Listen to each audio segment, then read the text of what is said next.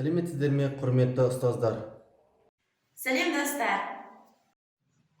Сіз де, біз де бұл апталықты асыға күттік. Бұл апталық ерекше апталықтардың бірі.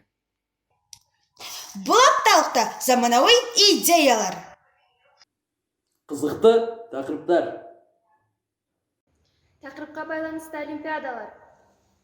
Жаңа тың бастамалар. Және де ерекше атмосфера күтіп тұр.